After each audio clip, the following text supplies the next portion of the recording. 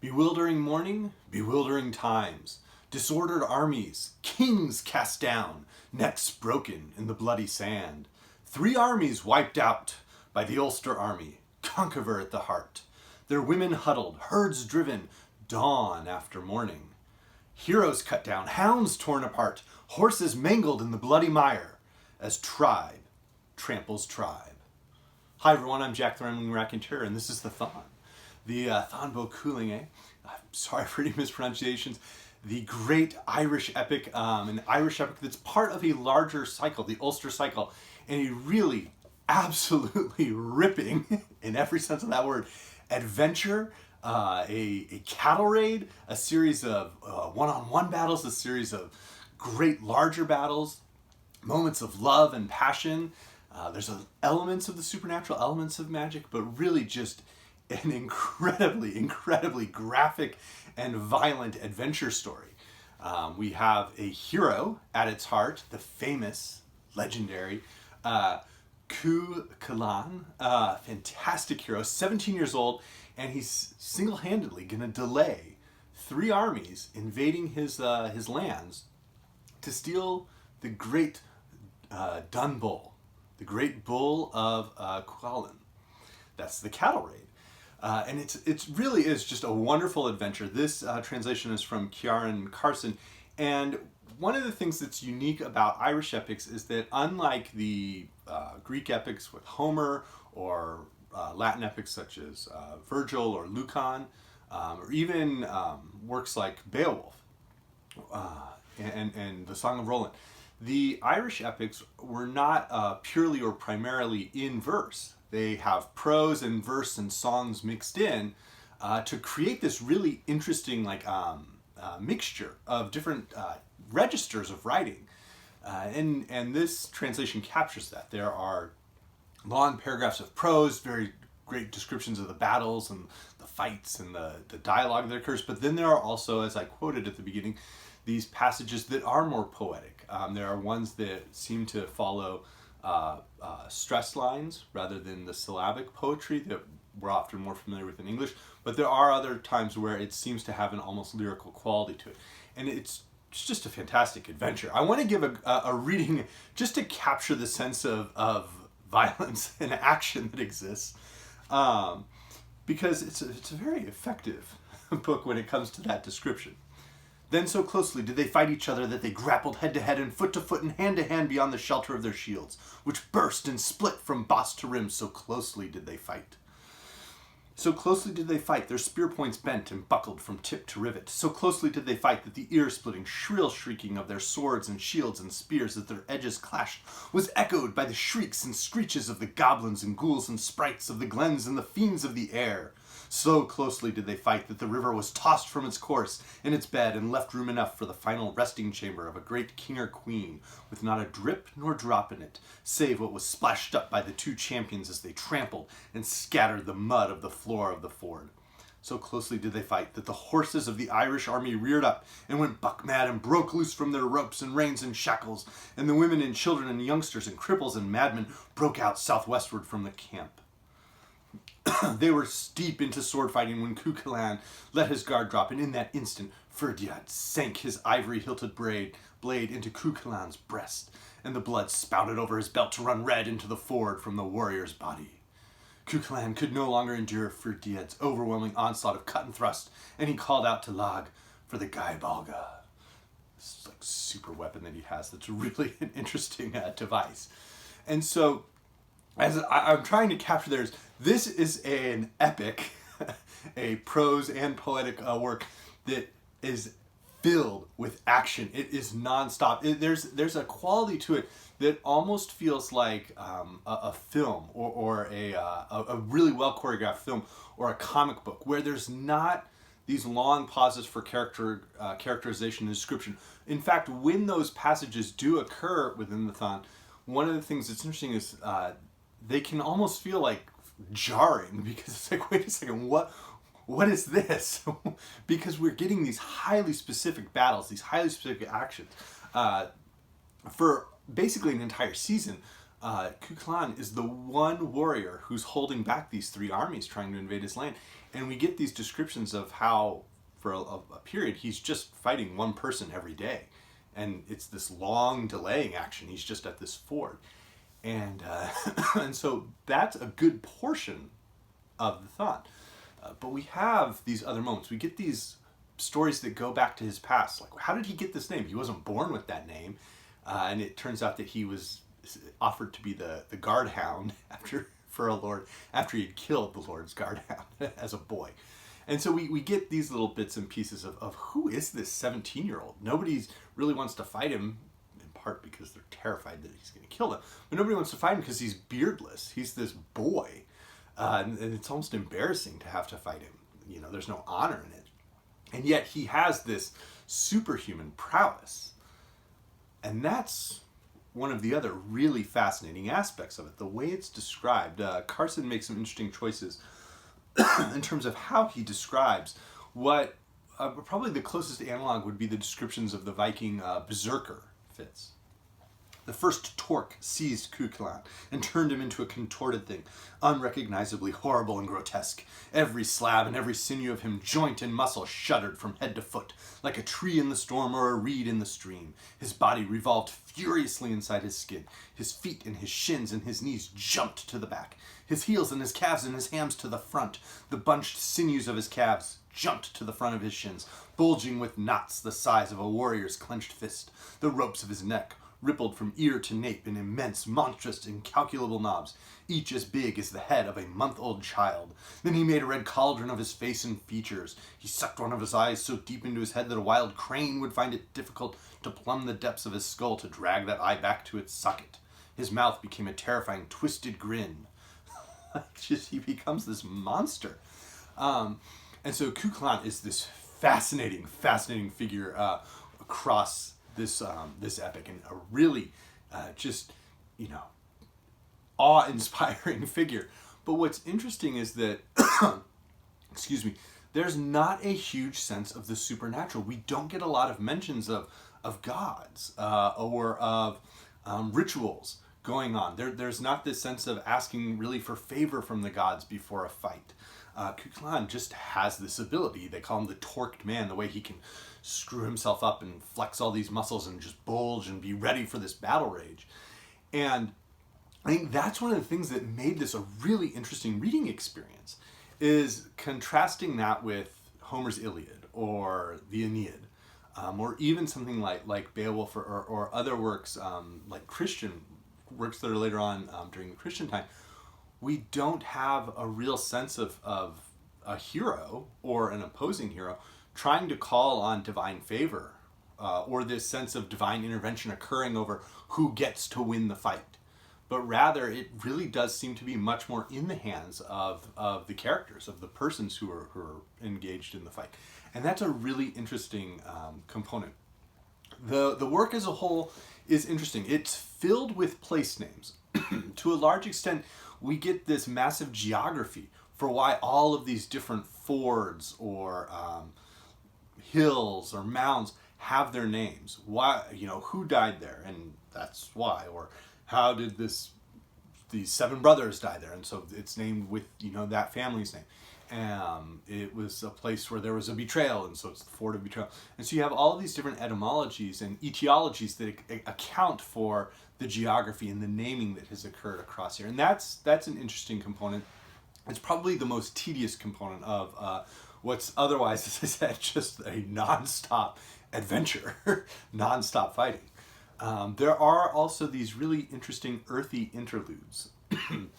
We have just casual mentions of Cúailnge before this. He's supposed to go off into this great fight that he's going to engage in.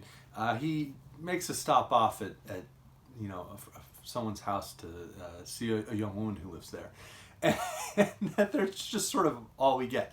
Or there's a mention that a wife visits someone, and the narrator of the Táin just says it's sort of like, what's going on here, but we're not going to concern ourselves with that.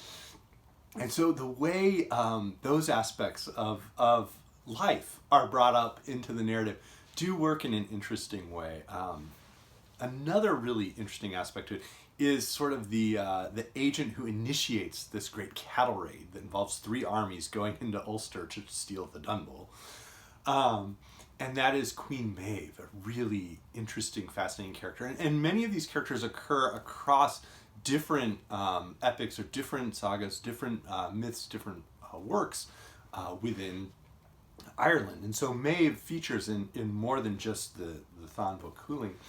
But here she's interesting because she and Ailill, the king, they have this initial argument. It's almost a little bit like Yahweh, God and Satan at the beginning of the book of Job, where it's like, well, let me one up you, let me one up you. What about this? And so they're having this pillow talk where they start bragging about who has this or who has that that's better. Great relationship. And then ultimately it turns out that Ailill has this great white bull, and so she wants to compete with that and finds there's this brown bull up there. So could we just borrow it? And they say no, and she promises, well, we said if they wouldn't give it that we would take it by force, so we're going to invade. And so Ailill and Maeve take this army up. But the men of Ulster are laid low by a curse.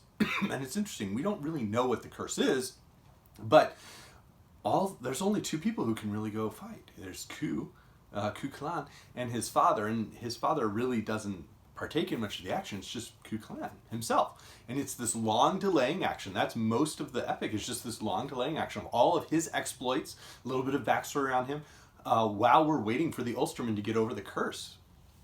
And so finally we have a really interesting climactic battle, the one I had read the action scene from, where Cúailnge has to fight his another young man who was raised with him and has trained with him, and they had the same teacher, the same instructor. And we do have an element of Achilles and Hector type dispute there, although it feels much closer to Achilles and Patroclus fighting. There's even this element that suggests that to a certain degree, the way in which Ferdiad is killed with that Gaibalga device, which I don't want to spoil, but it almost feels like something out of science fiction, the way this super weapon that Cúailnge has works. There's this element that almost could be suggestive that there is something deeper, that it's not just a friendship between these 2, but there is this deeper love that exists between them. And so Cúailnge is shattered after this, and he hasn't ever really fought the one person who maybe could take him, Fergus MacRoy, who is an exile from Ulster, and that's part of a story from a different saga in the Ulster cycle, that describes how Fergus was deposed as king by Conchobar and ultimately exiled, and he is now there opposing the army of Ulster. Finally, we do get a battle, a massive battle. It's incredibly bloody. Queen Maeve actually gets involved in the battle, and that's a fascinating aspect. She's described with great prowess. She's very skilled, and that kind of lends a cool aspect to the epic.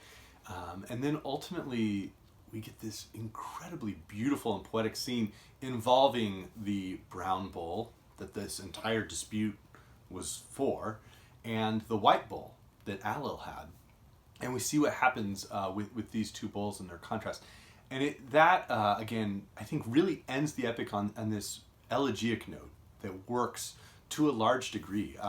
The characterization within the epic is perhaps not as strong as what we see in Homer, but I think a good part of that is because this is so much more concise. This is a single story. If we were taking, for example, just 3 or 4 books of the Iliad or 3 or 4 books of the Odyssey and putting them up against the Táin, I think it holds its own very well with that. And so many people from outside of Ireland are much more familiar with the larger scope of the Greek myths. Whereas with the Táin, I think very few are familiar with the Ulster cycle or anything outside of that Ulster cycle. So having some grounding in that through works like The Exile of the Sons of Uisliu really is helpful. And that's included in this volume. So it's a book that I thoroughly enjoyed getting into and reading. It has this incredibly beautiful cover on it, just an amazing cover.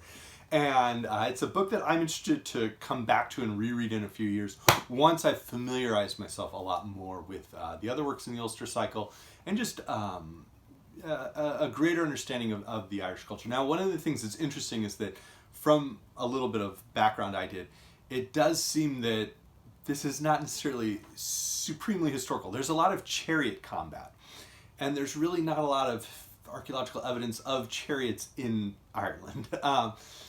To a certain extent, it might have been something closer to what the type of clannish or tribal warfare that could have existed in continental Europe, in Gaul.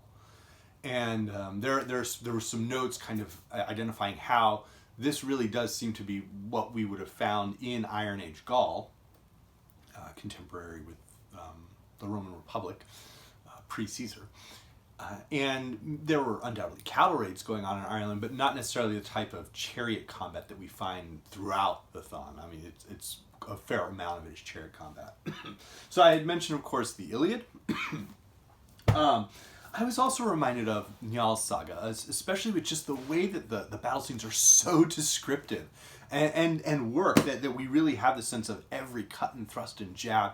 A little bit like that book in the Iliad where Hector and Ajax fight, and we get a pretty good description there.